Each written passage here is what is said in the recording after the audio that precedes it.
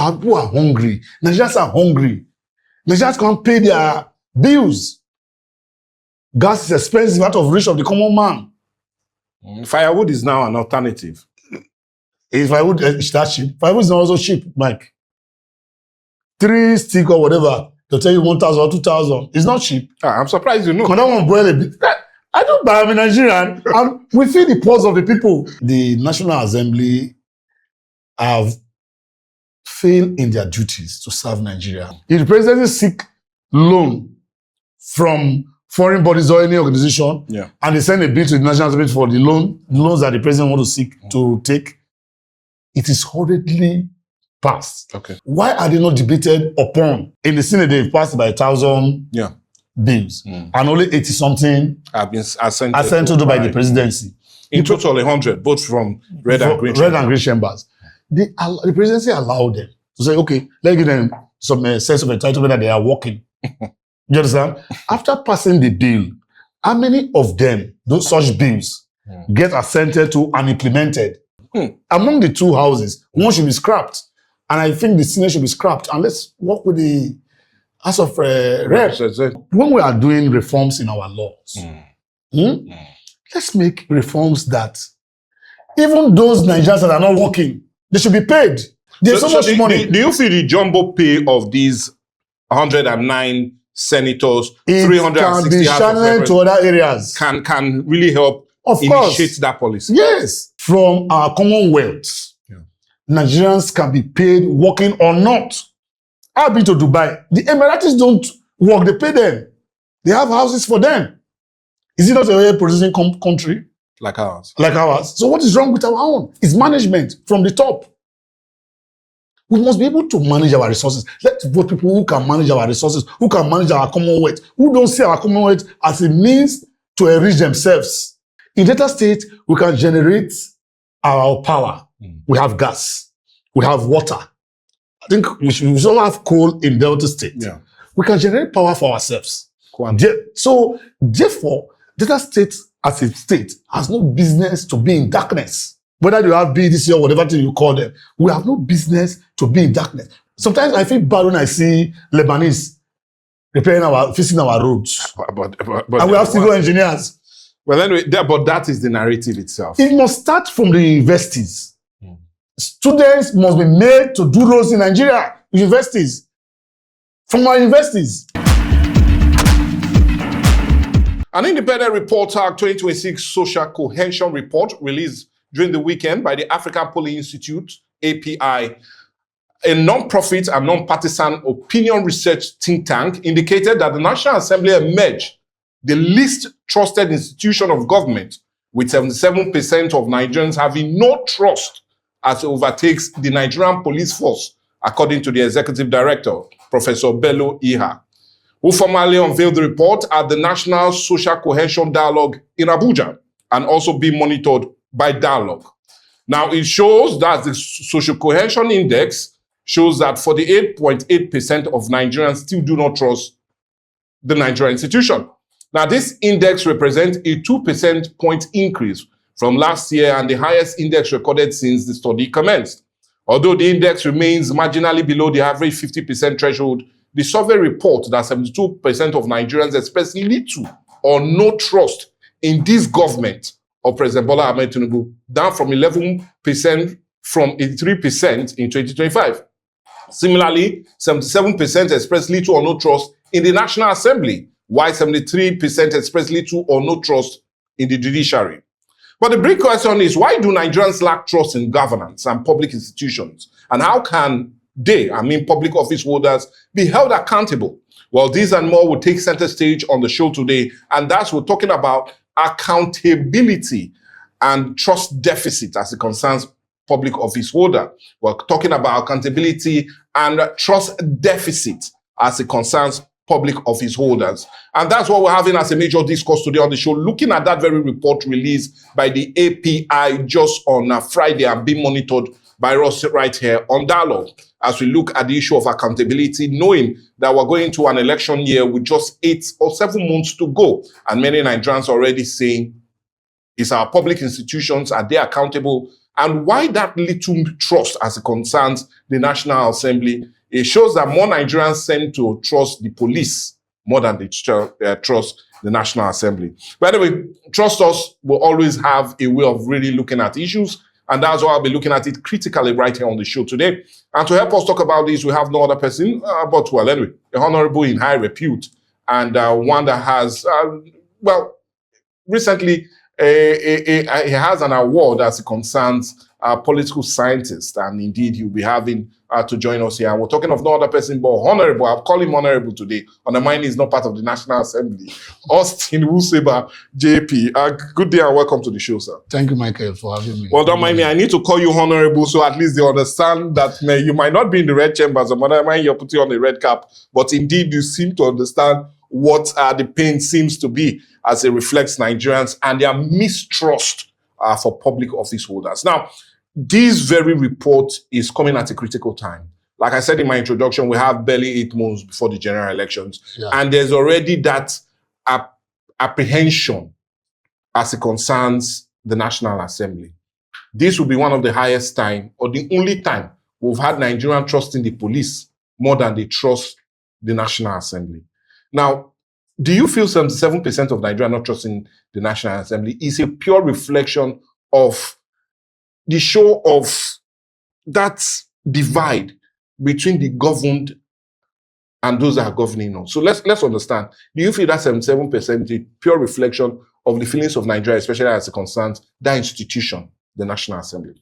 Okay, Michael, thank you for having me this morning on this particular discourse. First and foremost, comparing the National Assembly with the Nigerian police is very unfortunate, but however, these are two Nigerian institutions that are supposed to serve the public. Yes. Hence, they seek the public perception about these government institutions. Yes. One, the Nigerian police are to protect Nigerians. Yes. And we have some deficit in trust. In the sense, Nigerians feel that instead of protection, extortion, oppression, undermining the police is our friend. No, leave the friends in. Okay. It's already written on the board. Okay. In practice, that's what we're trying to say. Okay. So, you see, these are institutions that were supposed to be protective of Nigeria, the police. Then coming to the National Assembly itself, it is supposed to represent Nigerians, make laws, check the executive. This is what we elect them to do. Not every Nigerian can be speaking and be heard. Hence, we elect people from our constituencies, our senatorial district, to go represent us. Abuja and represent us and make laws and check the executive, SSs. So, when we talk about trust deficit, Nigerians now see those they elected to the National Assembly slow to response. Slow to respond. Yes, from public pressures. Okay. They are very slow. They don't respond to public pressures. They don't handle them. Then there's this mentality for making wealth by the National Assembly. And there's a disconnect between the people they are supposed to represent and they that are representing us. And people don't feel that, they don't feel the presence of their people. That's the impact. The impact. They don't feel it. Hence, Nigerians are losing interest in the people they sent to represent them. The perception of self-interest by the people who sent to represent them, rather than representing us, they are pursuing self-interest. Do you understand what I'm saying? Yeah. So that is why you see that Nigerians are no longer having trust in the people they voted to represent them. Okay, now, still talking about trust, because I'm also a bit curious to ask. Yeah. When we talk about trust, two major things you highlighted is we do not trust them if they have that feelings for us as a people, undermining we elected them to that very exalted position. And that's number one. And when it comes to the issue of funds, we do not trust funds. When it comes to the issue of money, we do not trust them as it concerns the issue of corruption around that seems to be staring most of them in the face as it stands. But now, let's look at them holistically before we look at other public office over. Because undermining, they seem to be on the board as it concerns our discussion today. We'll try to make it that accountability spread above board and not just across board rather. And we'll also be looking at other public office holders as it concerns Nigeria and the issue of trust deficit. That very report is saying. Also indicated in that report, the judiciary seems to be taking a hit. About 72% of Nigerians do not also trust the judiciary. But let's still remain with the National Assembly. Now, these are persons who voted in. These are persons that have sought for our votes. They've solicited for our vote. They are now even beginning to do so. And supposed to be our voice. And supposed to be our voice. Thank you for saying that. But let me understand. What created that disconnect between us and them? Because we're talking about the issue of trust. If I don't trust you, I will never put my hope and my belief in you. So let's understand what is that great disconnect that is separating us from them and that is bridging that gap. Yes, you talked about corruption and you talked about the issue of them not doing what we feel we elected them for. But what is really causing that great divide between us and them? Let's take, for example, the National Assembly was supposed to be a check on the executive. Okay. Nigerians now perceived that check is no longer there. Okay. You see, let us take, for example, the tax reform laws. Okay. The tax reform laws was sent to the National Assembly by the executive, the presidency, so to say. There was no robust debate. Okay. The inputs of Nigerians on that bill sent by the presidency to the National Assembly was not sought so much. You understand? Groups, business group, the social, the non-governmental organizations, CSOs and all that were supposed to be part of these groups. They were not actually part of this group. And provisions was made for Nigerians to come to the National Assembly and air their opinions. But opinions were not sick. It was already passed. There was no much changes to what the presidency sent to the National Assembly. And several bills like this are sent by the presidency, is passed by the National Assembly. If the presidency seek loan from foreign bodies or any organization, and they send a bill to the National Assembly for the loans that the president wants to seek to take, it is hurriedly passed. And mind you, our people are hearing, they see. You understand? Information circulate, and they feel that, why the hurry to pass bills sent by the presidency? Why are they not debated upon? Nothing is removed. It is assented, it is passed as sent to the National Assembly by the presidency. So, Nigerians feel that they are not adequately represented. Mind you, Mike, the presidency will take loans. What are the loans used for? These are the things that are causing a disconnect between the people and the National Assembly. So Nigerians feel they are just a rubber stamp National Assembly as it concerns all that comes in, that they do not really have that strong judicial oversight when it comes to issues being sent to them by the executive. Oversight is very poor. Then, the Nigerians complain about their jumbo pay. Well, that's where I was almost going to. The Nigerians complain about their jumbo pay. Big cars that they buy, they carry about. You understand? And what you were elected there to do Okay, now I'm not doing it. The oversight. Okay. Check the presidency. Check institutions. you just talked about oversight, but you also raised one important question, Yeah. and is the jumbo pay.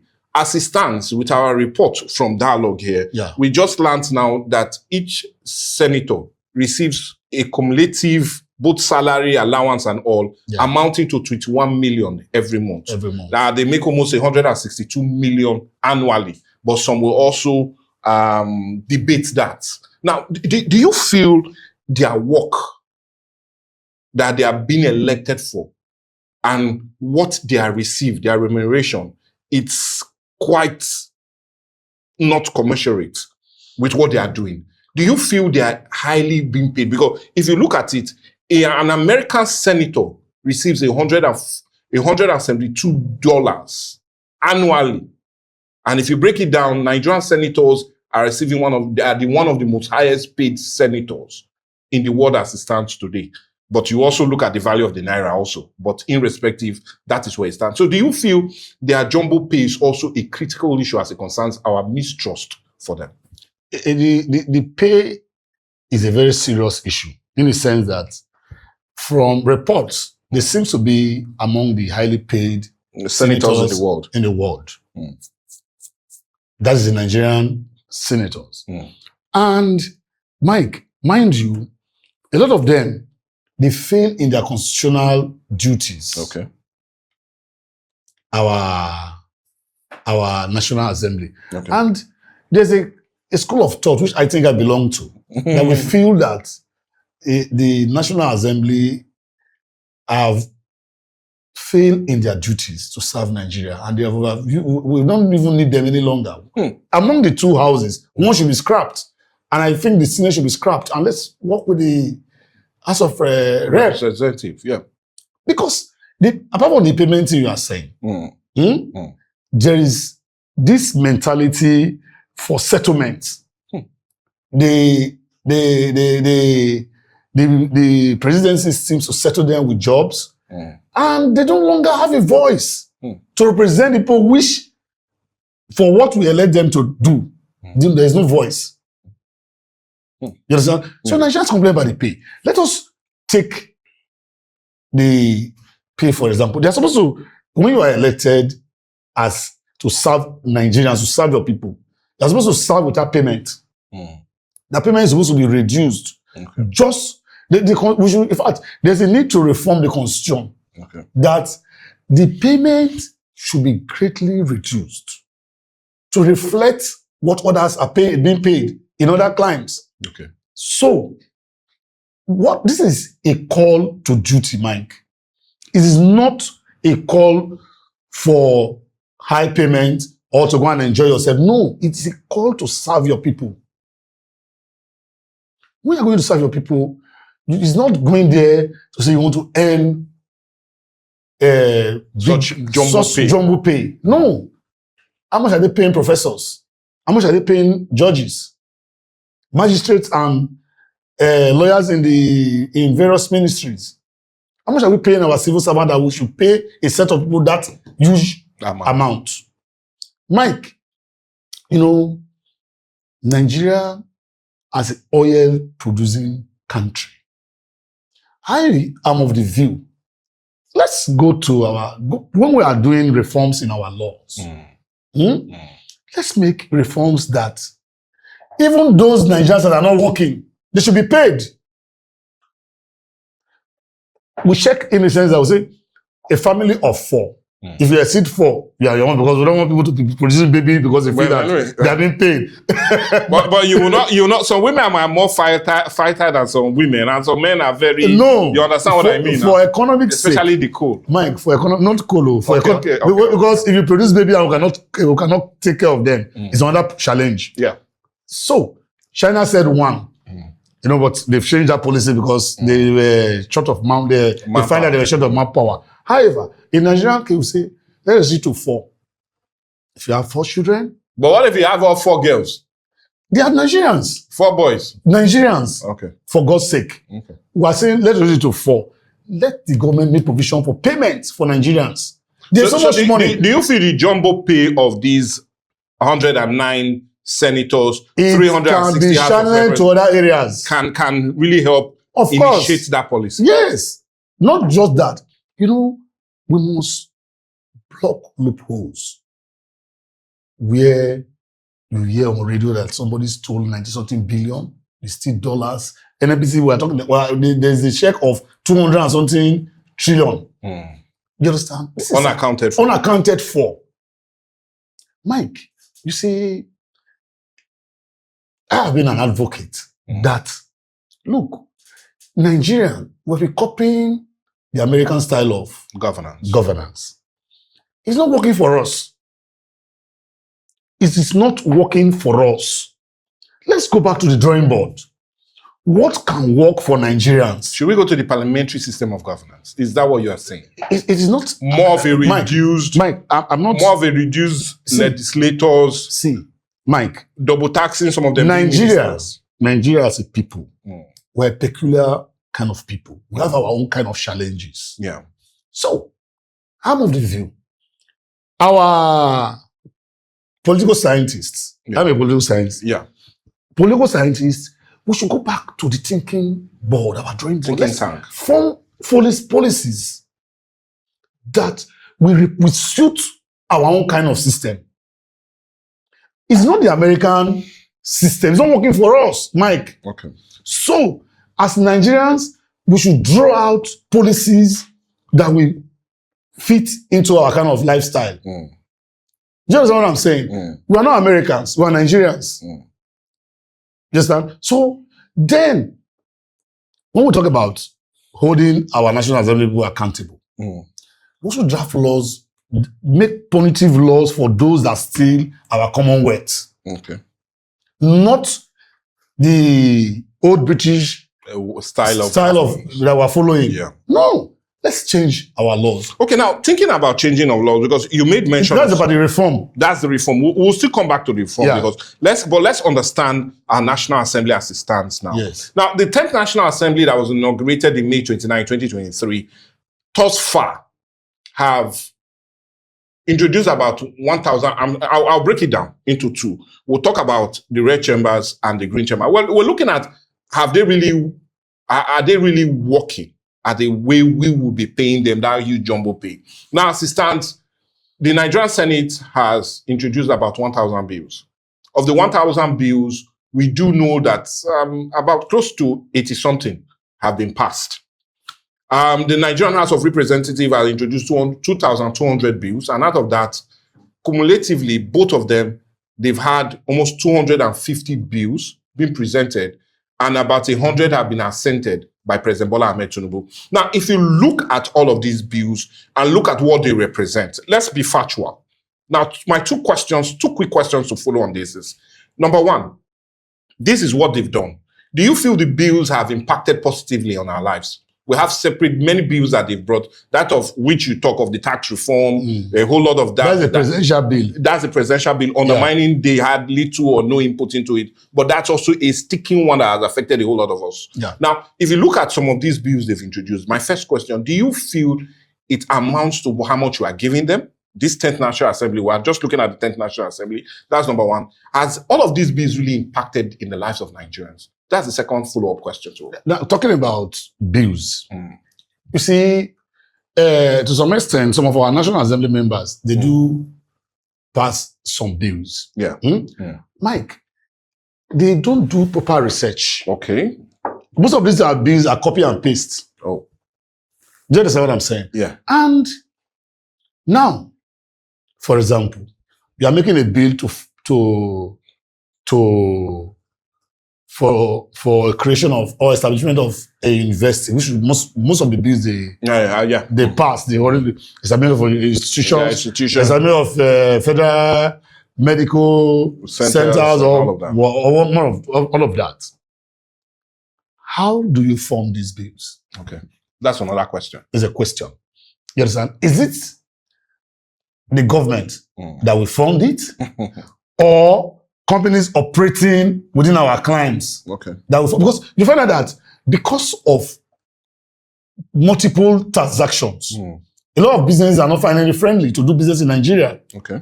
You understand? Yeah. Because You are not taxed for education, taxed for other form of taxes that comes up. A company pays this tax.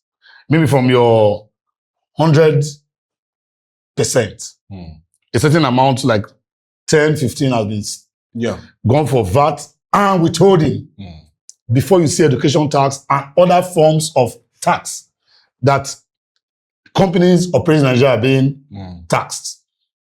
Now, Mike, if you are proposing a bill for an institution, for example, we have an institution like the NDDC, for example, that when it was set up, there was a percentage that was marked out from oil companies to fund that institution.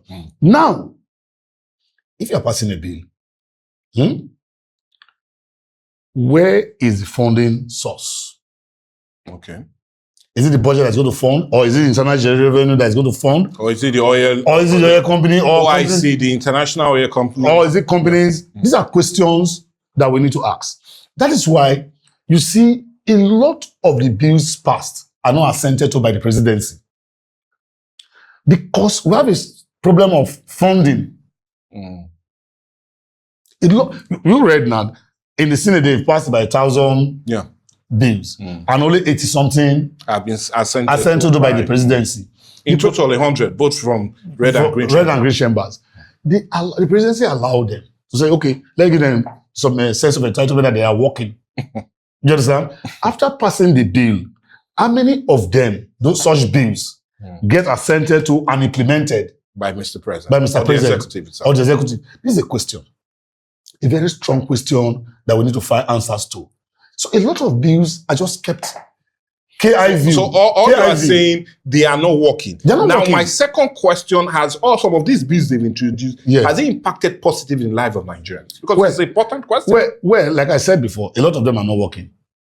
So how can they impact on Nigerians? The few which are, you say, the bill to establish a polytechnic, a federal college of education, a federal university, and the president has said they should not be sponsoring bills for federal creation of university because there's no fund. So, or a federal medical center. Mike, let's come to say, now we have created institutions, polytechnic, federal college of education, and all that. And we are shutting out graduates from these institutions, and there is no means for job for these young Nigerians that are coming out of these institutions. How does that be in turn become effective for the people? Because we have produced a lot of graduates. And 1, 2, 3, into 10 years, they don't have jobs. They become a burden to the nation. To their parents and to the nation. How do you say such a bill is effective? Why don't we look at how we can create job for our people? Because there's something that there's a making ease of doing business in Nigeria. Mike, as a young businessman, you are made to pay tax, and there are a lot of regulatory certification that you have to carry out and do. You find out that after spending money to pass through all this, get all these certifications, you don't have job, because jobs are now either in most of our institutions or in the presidency is man no man thing. If you are not known, just as a Nigerian, you put for a job, you will not get it, and you have spent money. So the National Assembly are supposed to regulate, make laws that will make doing business in Nigeria easy. You understand? It shouldn't be man no man thing. Like I've said, let us pay our people. We have money. You understand? So well, anyway, let us pay Nigerians. I want us to come back to that later on. Okay. Because many Nigerians will be really happy for you to say that. But I doubt if the executive will be smiling on account of that, because they will always complain that the funds to do that is naturally not there. They are taking subsidy from us. Okay, now, You understand? So, before and they they're making take so much money. before they think towards that line, I want Yeah. us to still remain to the National Assembly. Okay. Just recently, last week to be precise, Yeah. SERAP, Social Economic and Accountability Project, wrote to the National Assembly, leadership of the National Assembly, we'll talk about no other person, but the Senate President, Godswill Akpabio, and also Tajuddin Abbas, that they should in every way probe the 603 trillion naira, or rather, billion constituency project money that they felt most senators and half of rep members have diverted. We on Dialogue have a copy of that very report being sent by SERAP to the National Assembly. And a whole lot is in this very report. And honestly, I was just going through it before we came on the show. And it's a more of a detailed account of how much have been diverted by the National Assembly. So I want us now to come to this, because that's another talking point and a taking point. Not only that, on the 8th of June, a federal high court in Lagos said the National Assembly should return 110 billion naira that was sent to them on account of vehicle allowance and other allowances, that it is unlawful that they should collect that money. But funny enough, that money has been used. So we know. But now let's look at accountability now. As it relates not just only to the constituency project, but also as it concerns every other thing that these National Assembly members that are being elected for should naturally do. Because all we're having on the show today, we're talking about accountability and deficit in as it concerns trust of the Nigerian populace against these elected office holders. So let's look first at constituency project. 603 billion diverted thus far. 110 billion used for vehicles. Every year they come in, every time they come in, new vehicles are being bought, new allowances, wardrobe allowances, furniture allowances are being given to them. So, and the Federal High Court in Lagos just recently, a weekend ago, told them to return it. So let's look at accountability as it concerns them. When we come to constituency projects, yes, as it relates to the National Assembly, I would say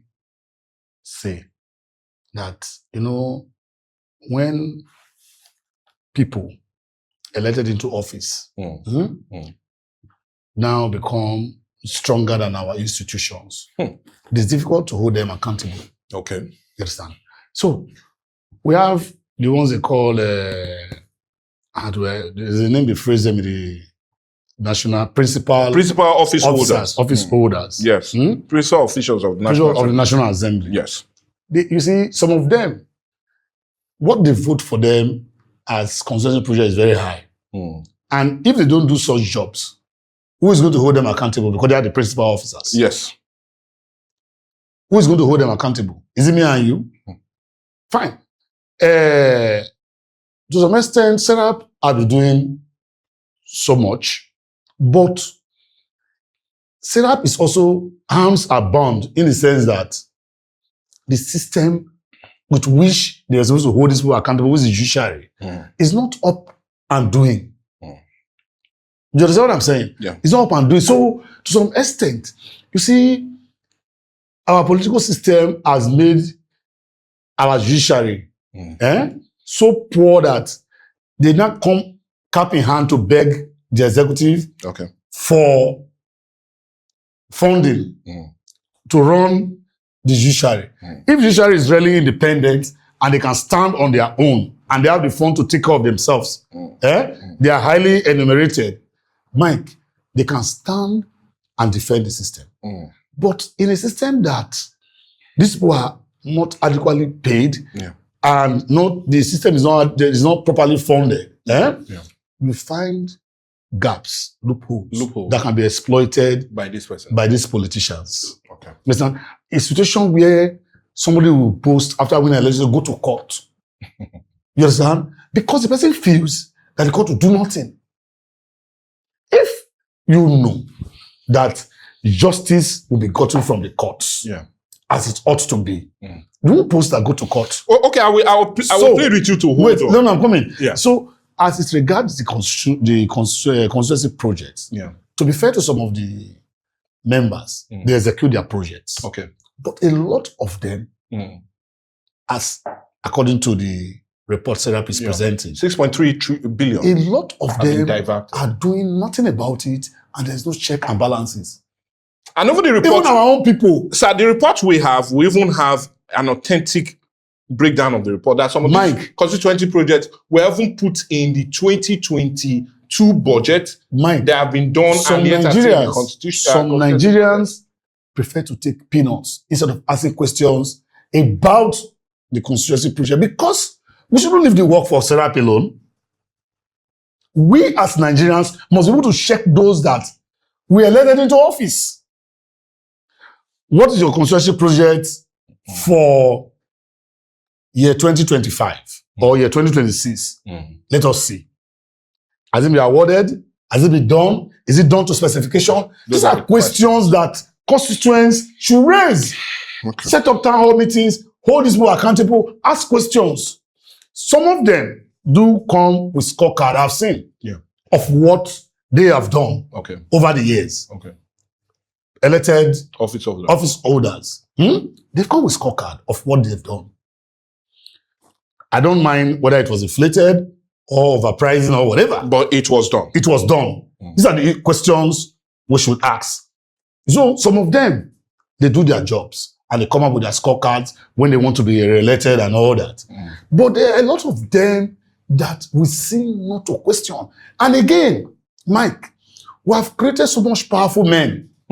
The Senate president, do you think in his own constituent, would they be able to come face to face and ask him questions about things he has done? About things he has done. Okay, I'll play with you. You need to hold on. Okay. We need to go on this quick break. And when we come back, we'll continue our discussion as we look at accountability and the trust deficit that seems to be, especially as it concerns our public office holders. What are Nigerians crying about and what needs to be done to hold some of these public office holders accountable? Let's go on a break.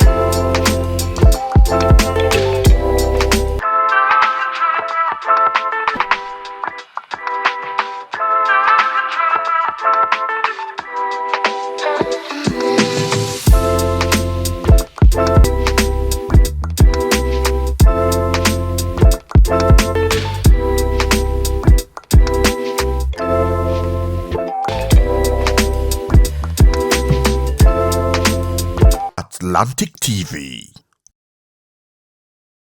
Okay, we need to welcome you back from that very short break, and we're still talking about accountability and the trust deficit that seems to be expressed, especially as it concerns some of our public office holders, and especially with that very report being released by API just during the weekend, that about 7% of Nigerians seem not to trust the National Assembly than they trust the police. Well, anyways, quite really disturbing, and one that needs a whole lot of discussion, and looking at how really we can hold our public office holders accountable, and knowing that we're already in an election circle, and many will be saying as much as we will hold them accountable, the best way is to see whether we can pay them or not pay them via our votes. But anyway, we're not voting on that issue alone, but we're really looking at it elaborately, looking at that very report and how we can in every way seem to make our public office holders more accountable to the people they are being elected to in every way to represent.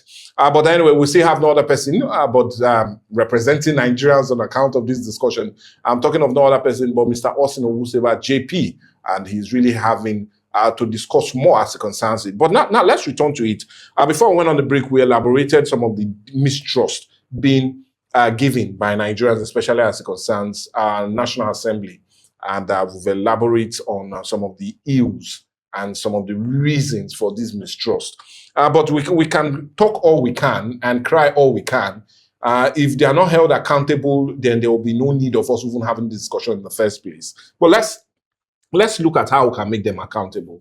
Before we went on the break, you talked that some of Nigerians lack that will to ask questions as it concerns some of the actions or inactions of these National Assembly members. I wonder we elaborated on this issue of constituency project, where Serap have taken them to court on account of 6.3 billion naira being diverted or being misused for constituency project. But now, what do you feel? How do you feel, apart from asking questions, apart from not wanting to vote them back into office, how can Nigerians begin to hold some of these public officers, especially that of the National Assembly, accountable? Because even if you look at our anti-graft agencies, the last time we had any senator being arrested and charged to court was late Senator Peter Wambuchi. But after then, we've had little or no person being arrested by either the FCC or the ICPC in talking about diversion of funds. So what mechanism can we put in place to hold these people more accountable? Mike, when we talk about checks, it should start from us as a people. Okay. When we talk about check. I was reading in one of the social medias when a friend, lawyer, was talking about Nigerians must learn to obey laws. Okay. Traffic rules, pay your electricity bill. Just the basic ones. The basics. You understand? Pay your bill. Hold your personal self accountable. Do you drive one way when there is traffic? Do you obey traffic rules and regulations? These are questions that we need to ask ourselves as a people. When you can find answers to such questions, then we don't just vote people into office and go to sleep. We must be able to ask questions, hold our leaders accountable as Nigerians. But how can we do that? That is where, because one of the reasons we are not being able to do that, our leaders weaponize poverty. So that the people must always come and cap in hand begging. A man that is begging cannot ask questions. A man that did not properly go to school doesn't know what kind of questions to ask. Time has come that we must leave the I don't care attitude. Everybody must participate. Everybody must be involved in the processes to ask questions, hold our leaders accountable. Don't vote a leader in and go to sleep. But like I told you, they weaponize poverty, hunger. A hungry man cannot ask questions. My person is running to look for bread, akara to eat, and kuli to eat. How would that person be able to ask questions? Madam have already told us that we should go and start selling kuli. But we did say that here. But we are forgetting the times that we are in. Mike, government, we have a lot of young, talented Nigerians. Let's put them together. Train them. If it is on the sciences, computers, ICT, which is the word, ICT is any more than oil. Yeah, as it stands. As it stands today. So, let us train our young But do you feel this generation, I'm talking about the Jay-Z generation, if you look at social media, do you feel they are asking the right question? Because when issues that concerns accountability come up, they are always at the forefront. Or do you feel they are being distracted? This generation. It starts from the voters' apathy. They don't want to vote. They don't want to participate because they feel. Mike, somebody was saying that NYC should be scrapped.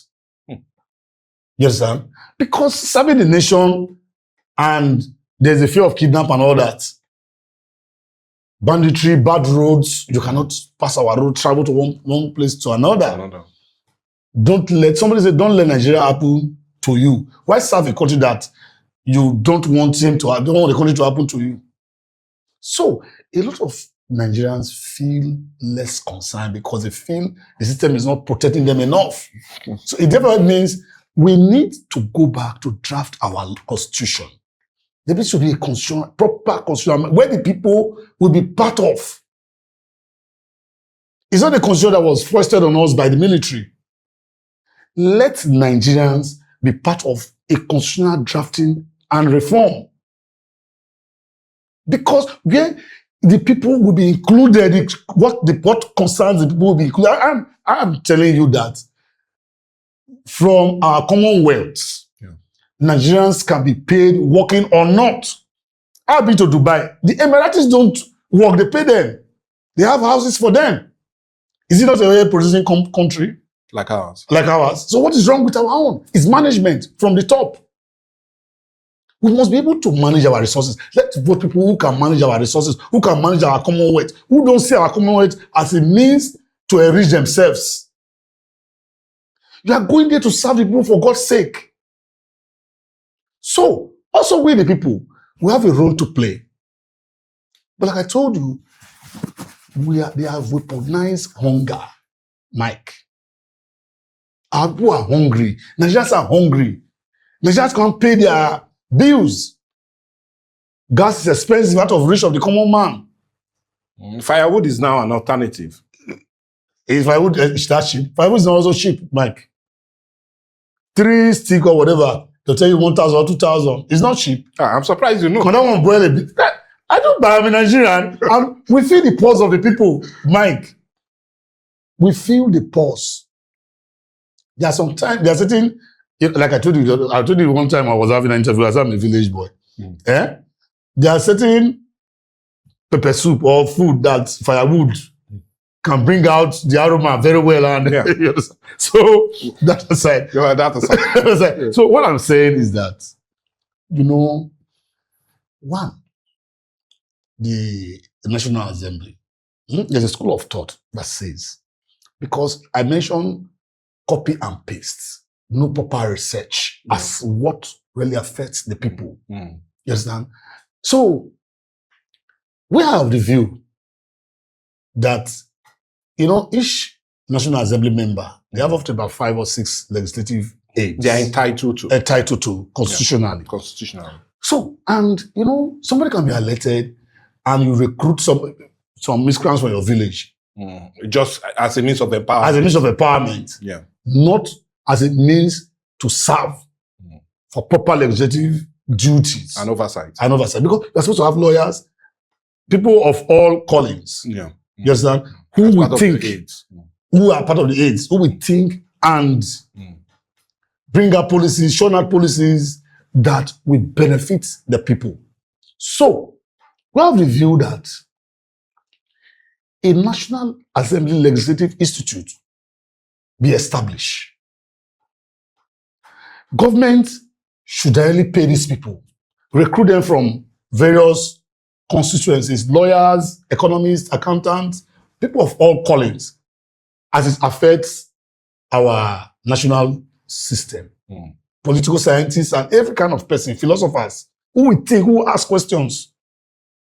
So, you see, when we do this, and these people are properly educated, so when at each election cycle, when we vote in our reps, they go there to take from the pool of these persons. Of these persons that are being trained, retrained by government for the purpose of legislative duties. So you go there, take from the pool, and there will be good resource persons for you. Because we are preparing a system, like I told you, that, Mike, we don't need to copy the American system. Let's come back home. We need to have one that's peculiar to us. Peculiar to us as Nigerians. Let our policy makers, let thinkers come out. How do we get out of the wood? We must think out of the box. We must be resourceful. It is not, because, look, Michael, you see, today, somebody once told me that, God, because you don't enter keke, you don't hear the people. He said, if you enter keke, you enter public transport, you hear the people, the pulse, you feel the pulse of Nigerians, how they are crying. Transportation, cost of living in Nigeria. You understand? If you go to the backgrounds, you will hear our people, you feel their pulse. And a lot of our leaders seems out of reach. They no longer care about what the common man is feeling. Because they're not listening, they're not feeling the pulse. Because they're not feeling the pulse, they're not listening, they're not hearing. So how can we change that narrative? That is where we are not saying, Mike, we now have to come back to our drawing board. We now have to think of ways where we can survive. It's not that you just hail our politicians, carry placards for them, and praise. No. Let's all of us come down to the drawing board and sit down and say, this thing will work for us. In Delta State, for example. In Delta State, we can generate our power. We have gas. We have water. I think we should also have coal in Delta State. Yeah. We can generate power for ourselves. So, therefore, Delta State as a state has no business to be in darkness. Whether you have BDC or whatever thing you call them, we have no business to be in darkness. We have to have 24 hours power. Our artisans can work. They can fabricate.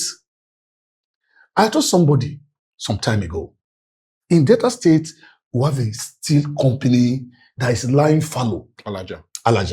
That can create so much job if put to work. The government should involve the state government, federal government. Why is this thing not functioning? We as a state want to be part of the functionality of this place. We have a better glass company in Delta State, for God's sake. Mike, we import glass tables. We bring brake pads from China and all those, whatever. Indonesia. These people have thinkers, for God's sake. So we should introduce. We should go back to the basis. Our engineers, there should be no fund that we are going for, what do you call it, the Council of Engineering Forum and all that. No! And read communiques. No! Engineers should sit down from our universities. Our engineers should know how to repair generators, Mike. We cannot have a mechanical engineer that doesn't know the name of boot and nut. Don't know the name of spare parts. It should start from our institutions. So that means we have a very long way to go. And I doubt if we have that long time to talk about it on the show. I know if we don't even have the time, but from what we have said so far, the message is being sent. You know, Mike, there's no need to go to engineering forums. Sometimes I feel bad when I see Lebanese fixing our roads. But and we have civil engineers. Well, anyway, but that is the narrative itself. It must start from the universities. Students must be made to do roads in Nigeria, universities. From our universities. When we still have the old men dying their head and still buying part of the executive and the rest. So how do that create there is a lot that we need to do.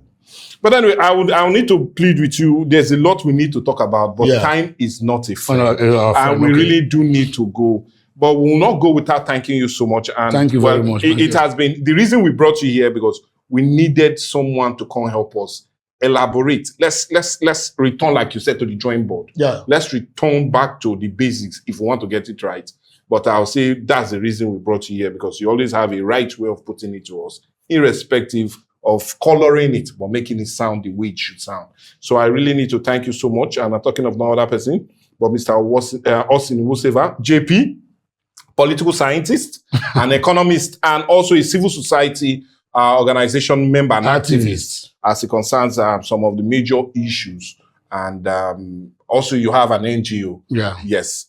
The Boca Health Care Foundation. Yes. And so we'll definitely know all of that. But we need to thank you so much for coming and adding your voice to the great mistrust that Nigerians seem to have for their public office holders, and we're narrowing it down to the National Assembly. Thank you so much, Mike. Well, anyway, it's more like a wrap for us, but you know, that's what we always emphasize. You know, the discussion should not just end here between both of us. Let's get your views. Let's continue to talk. Let's continue to dialogue, because if we stop dialoguing, if we stop talking, then the system will always reach a halt and might in every way crash. So let's get your reactions, comments, and contribution as it concerns. How can we build up trust? How can that trust deficit that seems to be 77% against the National Assembly be reduced barely even to 30, or even just brought down half to 50% and make them the most trusted institution in the country? That's our discourse. Let's get your views and comments. How can those doing oversight be also checked to ensure that they do not go above board? That is the question. So let's get your contribution reactions to follow. We truly appreciate them as they come. Our social media handles are already there on your screen. Let's get all of them. And we'll use the opportunity to thank you so much for your comments and contribution as it concerns all of our shows. We are seeing them, and like I would say, we're really humbled by those comments and contribution, and we really want to appreciate you all, guys, for doing that and making us grow by the day. We'll say thank you so much for that. But more, like I said, it's a wrap for us on Dialogue, but I'll tell you to still remain because the news will come pretty soon, as much as more awesome, interesting programs right here on Atlantic TV. But it's still Viewpoint.